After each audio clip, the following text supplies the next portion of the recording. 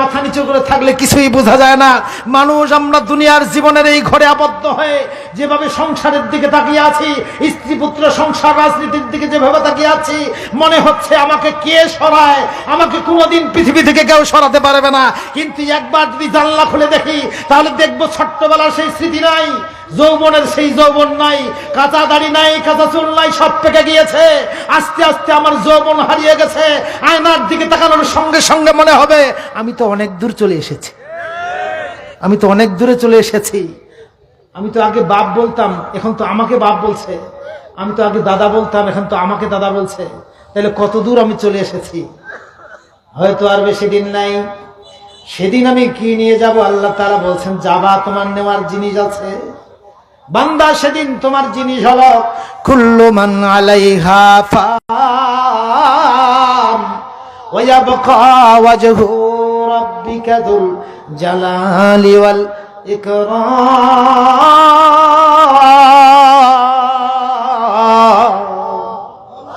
আল্লাহর কোরআন সূরা আর রহমানে বলছেন, সেদিন তুমি থাকবে না, ফেরেশতা থাকবে না, আকাশ থাকবে না, জমিন থাকবে না, থাকবে শুধু তোমার মুখের কথা। অর্থাৎ তুমি যে আল্লাহ বলে ডাক দিয়েছো, তুমি যে গভীর রাতে কোরআন পড়েছো, তুমি যে তোমার স্ত্রীর দিকে ভালোবাসার নজরে তাকিয়ে হেসেছো, কার জন্য?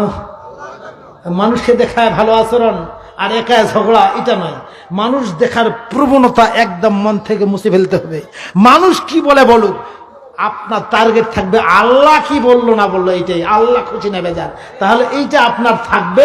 যেদিন জিবরিল ধ্বংস হবে, আজরাইল শেষ হবে, যেদিন আকাশ বাতাস সব চুরমার হয়ে যাবে, আল্লাহ থাকবেন আর আপনার ভালো কথাটা সেদিন থাকবেন। এটা হলো ওয়াজ। আল্লাহু আকবার। যে ব্যক্তি আজান দেয় তার আজানের ধ্বনিটা শুধু গোটা পৃথিবীতে ছুটতেই থাকবে।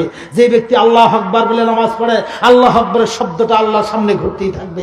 এইটি আপনার জন্য থাকবে, আপনিও থাকবেন না। আল্লাহু আকবার।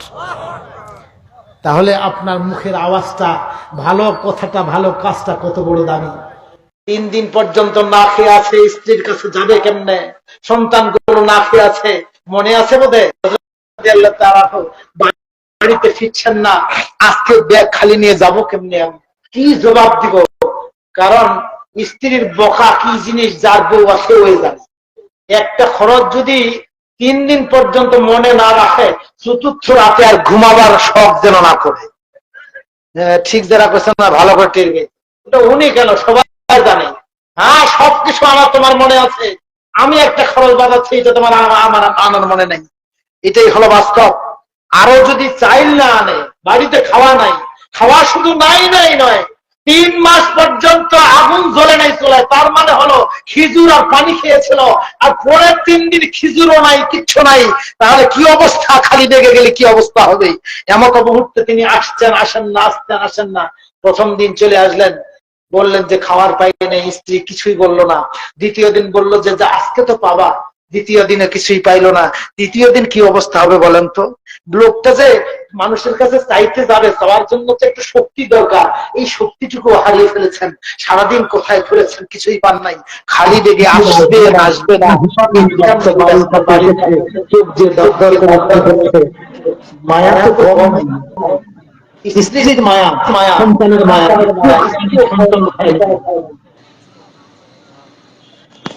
বিশ্বনবী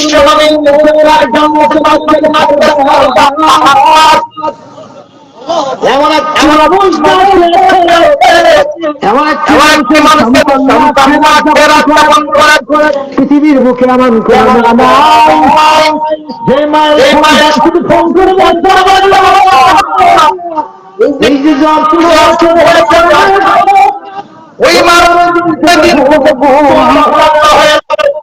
এমন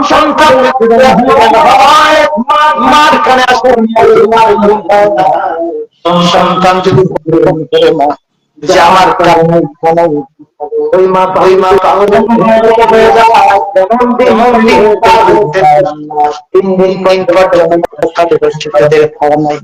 সন্তানগুলো এমন মুহূর্তে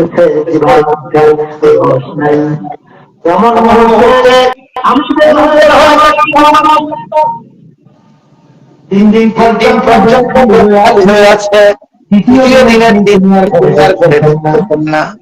এই মুহূর্তে পরিবেশটা কেমন হতে পারে একবার চিন্তা করে দেখুন। তিনি ঘরের বাইরে দাঁড়িয়ে আছেন, ঘরে বলতেছেন না।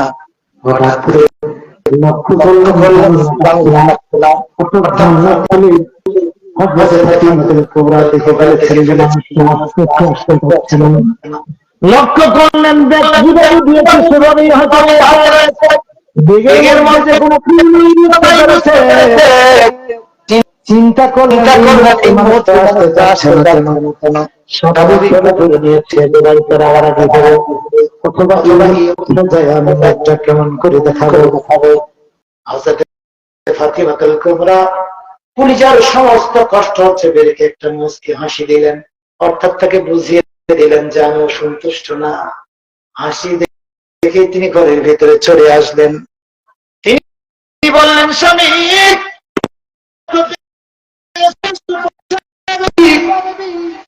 একদিকে কষ্ট তোমার স্ত্রী রাখে আছে, তার কষ্ট তোমার কলিজা আছে, একদিকে কষ্ট তোমার সন্তান গুলো না খেয়ে আছে, তার কষ্ট তোমার কলিজা আছে। কিন্তু আমার বকাবকিতে কষ্ট পাবে এই জন্য তুমি আসতে যাচ্ছ না। আমি তোমাকে হাসি দিয়ে বরণ করলাম। হযরত আলী রাদিয়াল্লাহু তাআলা ফাতেমার মাথায় হাত দিয়ে দিলেন, ডান হাতটা দিয়ে বলছেন, কাবার মালিক রে,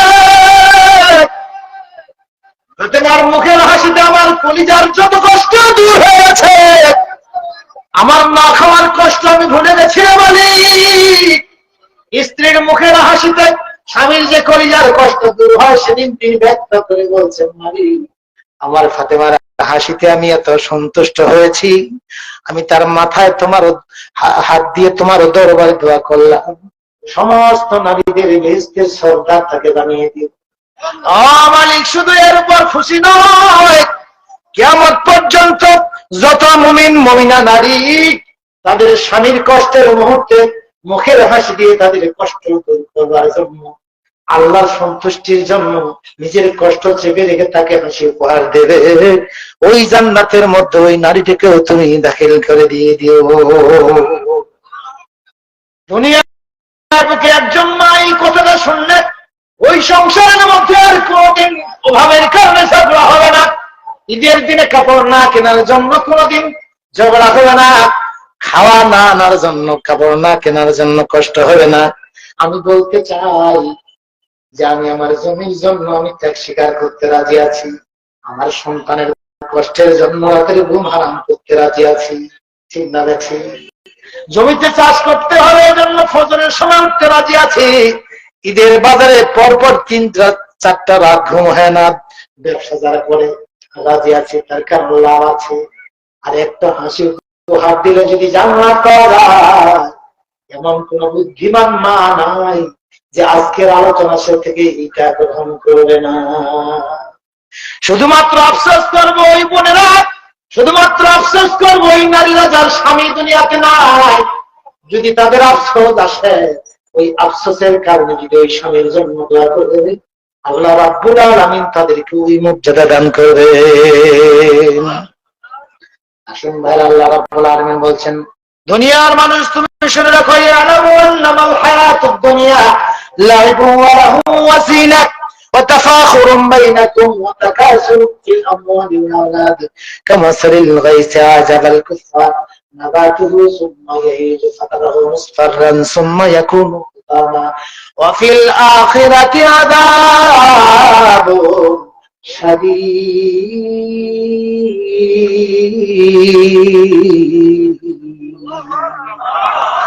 ওয়া মাগফিরাতুম মিনাল্লাহ ومغفرة من الله ورضوان وما الحياة الدنيا إلا متاع الغرور।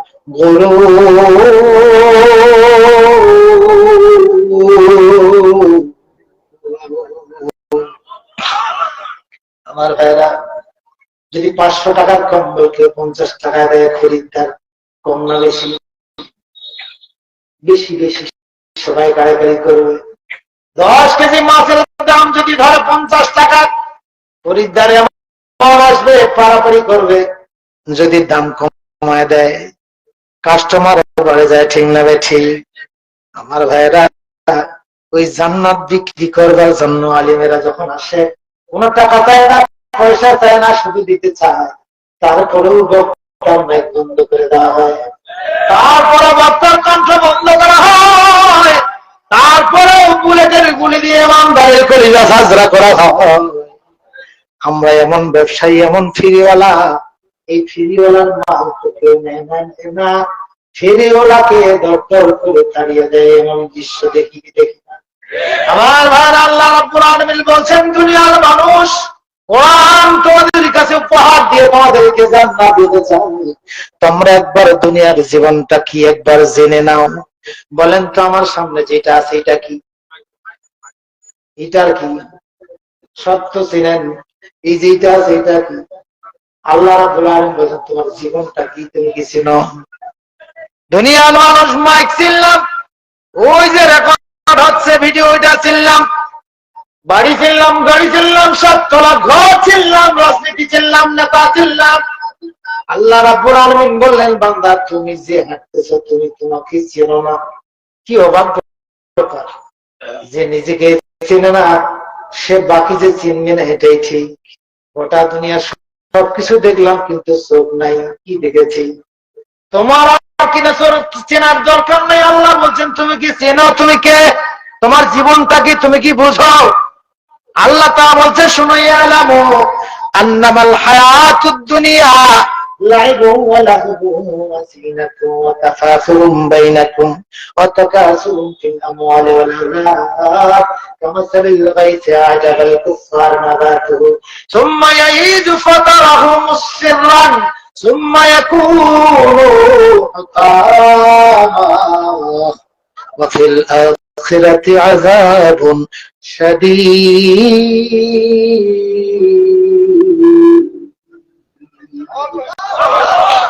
আন্নামাল হায়াতুদ দুনিয়া, তোমার জীবনটা কি তুমি শোনো, শুনবেন আপনারা? কামাসালিল গায়সি আ'জাবাল কুফফার, আল্লাহ তাআলা বলেন, উদাহরণ দিলে তো সহজ উদাহরণ দেওয়া দরকার।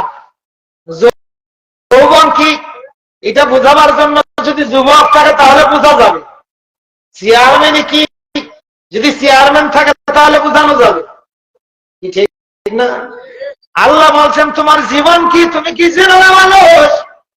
তোমার জীবনটা হলো ইয়ালামু আন্নামাল হায়াতুদ দুনিয়া কামাসালিল গায়সি আ'জাবাল কুফফার, তোমার জীবনটা হলো একজন কৃষকের মতো। কৃষক জানেন তো? কৃষক আর চিনি না, মানে নিজে কৃষি করতে করতে জীবন শেষ করে দিলাম। উদাহরণও কি দিয়েছেন বুঝতে পারছেন? আমি ইংল্যান্ডের উদাহরণ দিলে তো আপনারা বুঝবেন না। আল্লাহ তাআলা জানে যে জমিন দিয়েছি, বান্দা কৃষি করবে। কৃষি কাকে বলে? যত বড়ই সে ডিসি হবে, হোক, ও কৃষকের ছেলে, কৃষিটাকে বুঝতেই হবে, ঠিক না? ঠিক। আল্লাহ উদাহরণ দিয়েছেন, বান্দা সহজ ভাবে তোমাকে মা যেমন একটুকু ভর্তা, একটুকু লবণ, একটুকু মরিচ, একটু বিভিন্ন রকম জিনিস দিয়ে সুন্দর করে ভাতের কি বলে ওটা, কাউ ফল বলে, কাউ গাছ বলে, আস্তে করে যখন সন্তানের মুখে দিয়ে দেয়, সব জিনিস একত্রিত হয়, কি মজাটা পায় না? বান্দাকে আল্লাহ বলছেন, বান্দা তোমার জীবনটা বুঝো নাই, বুঝার জন্য তোমাকে আমি বলছি, কৃষক দেখেছো বান্দা? কি দেখেছেন? কৃষক দেখেছেন? দেখিছি খালি না, বাপদাদা 14 গোষ্ঠী কৃষি করি। আল্লাহ বলছেন, কামাসালিল গায়সি আ'জাবাল কুফফার, তুমি যদি কৃষক দেখে থাকো তাহলে শোনো ভালো করে। আ'জাবাল কুফফার নাবাতাহু সুম্মা ইয়াহিজু ফাতারাহু মুসফিরা, আকাশে পানি নাই, খোলা মাঠে গিয়ে বলছে, মালিক পানি দাও। পানির অভাবে আমার গাছগুলো শুষ্ক হয়ে গেছে। বোঝা গেছে উদাহরণটা? যখন পানি হয় না তখন কৃষকের মনে যে কত হাহাকার, বিচনগুলো নষ্ট হচ্ছে, ধানগুলোতে পোকা ধরে যাচ্ছে, গাছগুলো আস্তে আস্তে শুকায় যাচ্ছে। মালিক, গাছগুলো মরে গেলে কি হবে? আল্লাহ বলছেন, বান্দা শোনো, তোমার জীবনের উদাহরণ আমি দিচ্ছি। এমনি করে করে বারবার বারবার যখন পানি চাইতে চাইতে হঠাৎ করে তুমি নিরাশ হয়ে গেছো, আর বোধে পানি হবে না, আর বোধে আমার জমিগুলো আবাদ বন্ধ হয়ে যাবে, আর বোধে আমার শস্যগুলো মরে যাবে, ঠিক আমার মুহূর্তে আকাশ থেকে মুষলধারে ঝরঝর ঝরঝর করে বৃষ্টি পড়া শুরু হয়ে গেল। এই মুহূর্তে তোমার মনের অবস্থা কেমন হবে? কৃষক আস্তে করে যায় জমির মধ্যে ভিজতে শুরু করবে। আল্লাহ বলছেন তুমি কি জানো, তোমাকে উদাহরণ দিচ্ছি, কৃষক পানির জন্য ছটফট করছে, আকাশ থেকে পানি শুরু হলো। আল্লাহ কিন্তু একটা উদাহরণ দিচ্ছেন, বান্দা তোমার জীবনের উদাহরণ আমি দিচ্ছি। কৃষক যখন পানির জন্য আর্তনাদ করে, আকাশ থেকে এক পশলা বৃষ্টি শুরু হয়ে গেল, জমিনটা উর্বর হয়ে গেল, আস্তে খুব তাড়াতাড়ি আপনার বীজগুলো গাড়তে শুরু করলেন। কায়দা কুমড়া লতা পাতা যত গাছ, যত গাড়লেন, আবার এমনি কিছু গাছ গজাইতে শুরু করলো, জলফির গাছ, অমুক গাছ, তমুক গাছ। কয়েকদিনের মধ্যে বৈশাখের সুন্দর দৃশ্য গোটা পৃথিবীতে মুখরিত হয়ে গেল। গাছে তার ফল ধরলো, পাতাগুলো তরুতাজা হয়ে গেল, জাঙ্গিতে কুদু ধরলো, আর কি কি ধরে তোমার চক্ষু শীতল করে দিল, তোমার মন অনেক আনন্দিত হয়ে গেল। আল্লাহ উদাহরণ দিচ্ছেন, তোমার জীবনটা কি তুমি কি জানো? শোনো শোনো শোনো, সব মানুষগুলো এসে বাগান দেখতেছে, তুমি আনন্দে মনে করতেছো যে আজকে আমরা আনন্দিত। তোমার পরিবারের মধ্যে তুমি আনন্দের হিল্লোল তোমার বইতে শুরু করলো। আস্তে আস্তে লাউ চিড়াও, আস্তে আস্তে আরো যত বরবটি টরবটি যত আবার ঢেলার সবকিছু তুলে নিয়ে আসো। ভালো লাগে না? ভালো লাগে না? আল্লাহ বলছেন নিতে নিতে নিতে নিতে এক পর্যায়ে হয়ে গেল কি, লাউ গুলো তোলা শেষ হয়ে গেল, কুমড়া গুলো তোলা শেষ হয়ে গেল, ঢেঁড়স গুলো তোলা শেষ হয়ে গেল, ধান গুলো কেটে নেওয়া শেষ হয়ে গেল। এরপর লাউ গাছ তুলে নেওয়ার পরে লাউ গাছটার অবস্থা কি হলো? আল্লাহ মানে আস্তে আস্তে হলুদ হওয়া শুরু হলো, সবুজ গাছটা হলুদ হয়ে গেল। ওই গাছে এখন কোন ছাগল যদি এখানে খাইতে যায়, আপনি আর কি জান না। ওইখানে যদি কেউ ছিঁড়ে টান দিয়ে ছিঁড়ে কিছুই বলেন না, ওর পাতা যদি কেউ ছিঁড়ে নিয়ে যায় কিছুই বলেন না। অথচ কয়েকদিন পূর্বে একটা ছাগল যদি যায়, ছাগলের অবস্থা খারাপ, ছাগলের বাপের অবস্থা। তাহলে মালিকের কথা বলছি, ইয়ে তো মেজা ছাগল খোয়ার দিয়ে দেন। কিন্তু ধান কাটার পরে যদি আপনার ধান বাড়িতে গরু গিয়ে পায়খানা করে পেশাব করে নাড়া বলে কেউ নিয়ে যায়, আপনি বললেন যাক ভালোই হলো, আমার জমিনটা পরিষ্কার হয়ে গেল। আল্লাহ রাব্বুল আলামিন বুঝাচ্ছেন, বান্দা প্রতি বছর তুমি এত সুন্দর দৃশ্য তোমাকে দেখাই, তোমার গাছের ফল তুলে নিয়ে গেলে গাছটার আর কোনো দাম থাকে না, ধান কেটে নিলে আর দাঁড়ার কোনো দাম থাকে না, কুদু শেষ হয়ে গেলে কুদুর গাছের দাম নাই, আর কোনো কিছুর দাম নাই। বান্দা এত তোমাকে দেখাচ্ছি, এগুলা হলুদ হয়ে যায়, আস্তে করে মা বোনেরা ছিঁড়ে নিয়ে চুলায় ঢুকিয়ে দেয়, হলুদ হয়ে গেলে আর দাম নাই। বান্দা তোমার যে ফসল বের হয়ে গেছে, ছেলে হয়েছে, মেয়ে হয়েছে, নাতি হয়েছে, আপনজনকে বিদায় দিয়েছো, আস্তে আস্তে তুমি যে হলুদ হওয়া শুরু হয়েছ, এখন তোমার রাজনীতি তোমাকে ডাকে না, এখন তোমাকে বিচারের ময়দানে আর ডাকে না, এখন তোমার বন্ধু আর তোমাকে খোঁজ করে না, এখন আস্তে আস্তে দাঁতও তোমাকে আর সহ্য করে না, দাঁতটা উপরে চলে গেল, এমনি করে চোখের পাওয়ারটা চলে গেল, কাঁচা চোখ তোমার থেকে চলে গেল, আস্তে আস্তে সব তোমার কাছে বিদায় হয়ে যাচ্ছে, কেউ তোমার কথা শুনে না। তুমি যদি ওখানে ঘরে বসে থাকো, হাঁটতে তো আর পারো না, তাকিয়ে থাকো, কোন মানুষ যদি যায় তাহলে ডাক দিয়ে একটু গল্প করবা, কিন্তু জানে যে ওই বুড়ার কাছে গেলে হাত ধরবে আর ছাড়বে না, তার কারণ সে তো সঙ্গী পায় না, একটু কথা বলতে চায়, একটু সময় কাটাতে চায়, বুড়ি তো সহ্যই করেন এই বুড়া বাউজির কাছে ঠিকানা করে। বাস্তব কথা তো আল্লাহ তো বলছেন, তোমার তো ফল কেটে নিয়েছে, ফল তোমার শেষ হয়েছে, এখন তুমি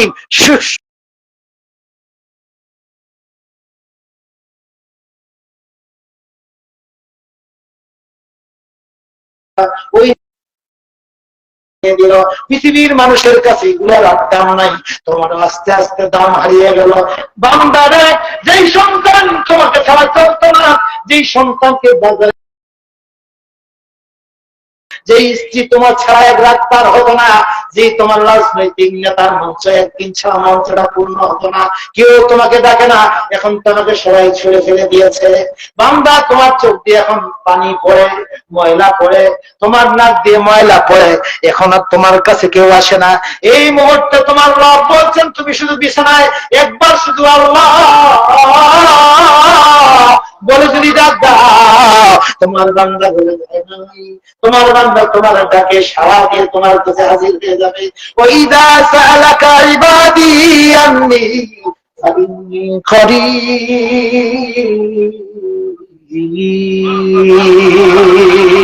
তোমার রব তোমার ডাকে তখন সাড়া দিবে, অথচ দলের জন্য তুমি রাত যাচ্ছিলা, দল তোমার কাছে নাই। তোমার সন্তানের জন্য তুমি রাত যাচ্ছিলা, ওই যে কিছুক্ষণ আগে বললো নিজের বাপকে মারে আবার বৃদ্ধাশ্রম দেয়, আজকে মা বাবার কদর নাই। আমি বলি রাখি, যাদের মা বাবা বেঁচে আছে, যদি আপনার বাঁচতে চান,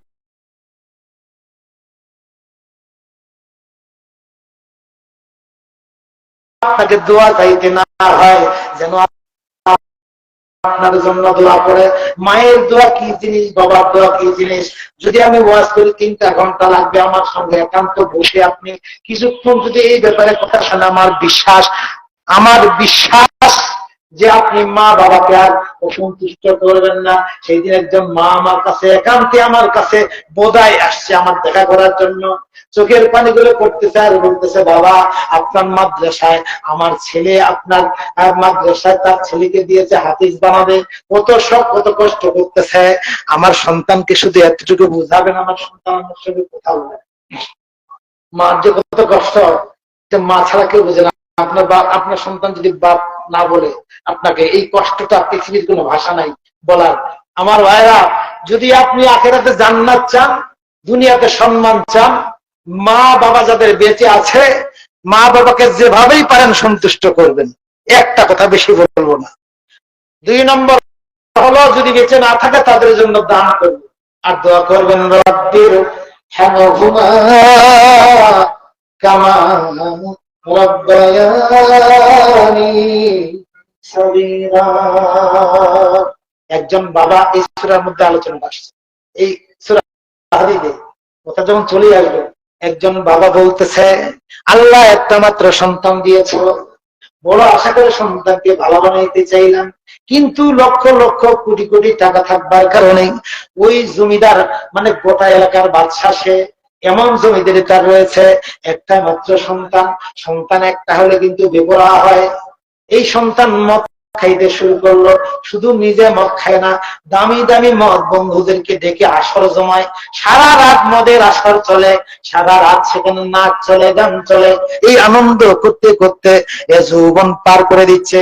ভরা যৌবনের সময় বাবা বারবার বলছে, বাবা তুমি যখন তোমার মায়ের পেটে ছিলে কত শখ ছিল তোমাকে মানুষ বানাবো, আল্লাহ কি এমন একটি সন্তান তুমি দিলা, এই সন্তানটাকে নামাজ পড়তে বলি নামাজ পড়ে না, রোজা করতে বলি রোজা করে না, সন্তানটাকে মদ ছাড়তে বলি মদ ছাড়ে না, নারীর গান নারীর না শুনতে নিষেধ করি শুনে না, বেটা যদি বড় হয় বাপের কথা না শুনলে বরঞ্চ বাপকে তারা দেয়, এমন ঠিক না? এরকম হয় না? এমন বলতে বলতে বাপ বিরক্ত হয়ে গেছে, বলছে তোমার জন্য হয় তোমায় বাঁচবা না হলে মরবা, আমি কাবায় গিয়ে তোমার বিরুদ্ধে অ্যাকশন নেব আল্লাহর কাছে। কাবায় গিয়ে গেল, আব্দুল বলছে বলি বড় মনের কষ্ট নিয়ে তোমার কাবায় আসলাম আমার সন্তানের বিরুদ্ধে অভিযোগ করতে। আপনি বাপ, আপনাকে কাবায় যেতে হবে না। এই জন্য হাদিসের মধ্যে এসেছে, ব্যাখ্যা এসেছে, কোন বাপ মায়ের কথা বলা হয়নি। মা বরদোয়া করলে সন্তানের জন্য লাগে না, তার কারণ মা বরদোয়া করার সঙ্গে সঙ্গে পরিযায় সংসারের ভালোবাসা এসে যায়, বরদোয়া বের হয় না। কিন্তু বাবা যদি বরদোয়া করে সেটা বরদোয়া লাগবেই লাগবে। বাপ যদি বলে তুই চোর হবো, ও চোর হবে, না হলে অস্ত্র চোর হবে, তুমি ডাকাত হবা, এরকম কথা বলার সঙ্গে সঙ্গে যদি কেউ বলে থাকেন ফিরায় নেন, এই ফিরায় নেওয়ার জন্য আপনি একটা মাসলা আছে, ফিরিয়ে নেওয়ার জন্য আপনাকে কিছু দান করতে হবে, না হলে দেখবেন যে এটা খাটবেই, তুই ফকির হবো, এরকম করে না? বাপ কোনোদিন এই কথা বলবেন না, মনে রাখবেন, মনের কষ্ট মনে রেখে বলবেন না, আল্লাহ তাকে হেদায়েত করুন। আপনি বাপ আপনার বরদোয়া তীরের মতো গিয়ে লাগে, ওই বাবা এখন স্বাভাবিক ভাবে নয়, কাবায় গিয়ে বরদোয়া করবে, সন্তানের জন্য নিয়ত করে বের হয়েছে, তোমার জন্য বেরোচ্ছি, এত বাবার সম্পদ, লক্ষ লক্ষ বিঘা জমির মালিক হয়েছে, আমি মরে গেলে তুমি বাবা এমন সন্তান আমার মত খেয়ে আমার সম্পদ পার করবে, এটা আমি হতে দেব না, তোমার বিরুদ্ধে অ্যাকশন নিব আল্লাহর দরবারে। গিয়ে দোয়া করতেছে, মালিক রে এই সন্তানটাকে মানুষ করতে চেয়েছি, মানুষ হলো না, নামাজ পড়ে না, তোমার নাম জপে না, সারা রাত মদ খেয়ে বন্ধুদেরকে নিয়ে পাগলের মতো ঘুমায়, ওই মদ খেয়ে অজ্ঞান হয়ে পড়ে থাকে। আল্লাহ আমার সন্তানকে প্রথমত তোমার কাছে দোয়া করি, আল্লাহ আমার সন্তানকে হয় তুমি তোমার প্রেমিক বানিয়ে দাও, আর আমার দোয়া যদি কবুল না করো, আমি ফিরে গিয়ে যেন আমার সন্তানকে না দিকে ওকে লাল বানায় দিয়ে দাও। বাবা এরকম দোয়া করে ফিরে আসলো। ওই রাতের ঘটনা, সন্তান মদ খেয়ে পড়ে আছে অজ্ঞান হয়ে, বন্ধু বান্ধব সবাই পড়ে আছে, নর্তকীরা নাচ করতেছে, ঘুমের মধ্যে স্বপ্নে দেখতেছে। আয়াতটা এখানে রয়েছে, স্বপ্নের মধ্যে দেখতেছে একটা পাখি, সুন্দর পাখি তার সামনে গান গাচ্ছে। গানটা হলো আরবি ভাষায়, আরবি ভাষায় গানটা কোরআনের একটা আয়াত পড়তেছে, আলাম ইয়ানিনিল লাযীনা আমানু আন তাখশা কুলুবুহুম লিযিকরিল্লাহ।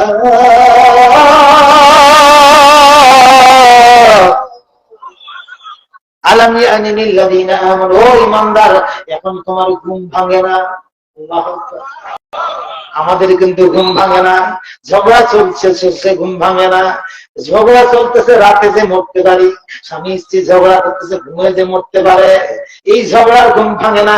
জমির লোকের ঘুম ভাঙে না, রাজনীতির লোকের ঘুম ভাঙে না। এক ঘুম সে দিয়েছে, পৃথিবীতে ঘুমাচ্ছে, আমরা সবাই ঘুমিয়ে আছি, ঠিক না বেঠিক? জাগ্রত হবো যেদিন আজরাইল হবে, আগে হবো, ঠিক না? স্বপ্নের মধ্যে পাখিটা গান গাচ্ছে, ও ঈমানদার, তোমার এখনো আল্লাহর কোরআনের জন্য তোমার ঘুম ভাঙে না? তুমি যে মরতে চলেছো, তোমার ঘুম ভাঙে না কেন? তুমি এখনো মদ খাওয়া, এখনো দিন দেখবা। ও যুবক, এখনো তুমি মোবাইল ফোন নিয়ে রাত পার করবা। তুমি কি জানো যুবক, তোমার ফোনটা তোমার কাছে থাকবে, ওই নেকের দৃশ্যগুলো চলতেই থাকবে, কিন্তু ওই মুহূর্তে যে আজরাইল এসে তোমার জীবনটা কবজ করে নিবে, আর এই দৃশ্য যে সকাল পর্যন্ত চলবে, মানুষগুলো এসে তোমাকে ডাকবে যে তাদের ফোন বন্ধ করে, এই যে কি চলতেছে। মানুষগুলো তোমার ছবি দেখবে, কিন্তু তোমাকে আর দুনিয়ার বুকে পাবে না। তুমি কোন ঘুমে অচেতন হয়ে আছো, কোন ঝগড়ায় বিভোর হয়ে আছো, ওই মুহূর্তে যে তুমি চলে যেতে পারো।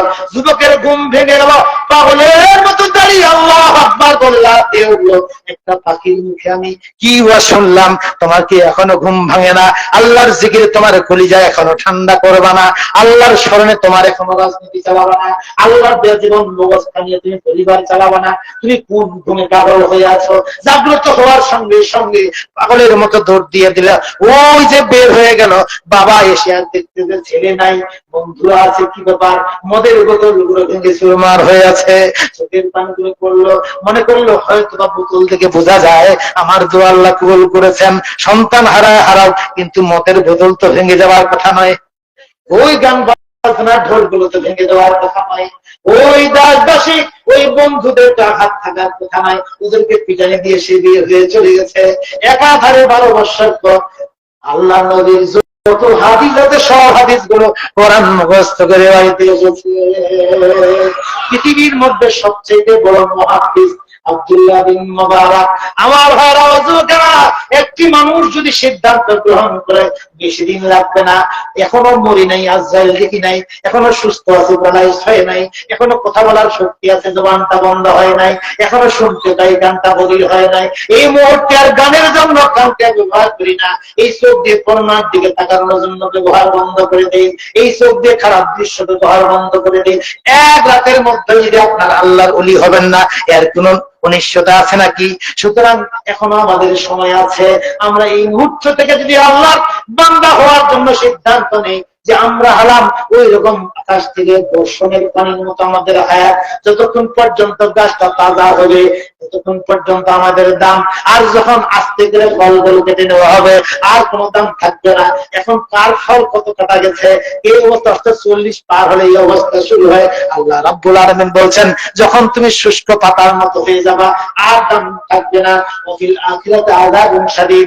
এই রকম ভাবে যদি তোমার দিনগুলো চলে যায় রে বান্দা, ঘুমের ঘরে যদি তোমার সবকিছু পার হয়ে যায়, তাহলে মনে রাখবে ওয়াফিল আখিরাতি আযাবুন শাদীদ।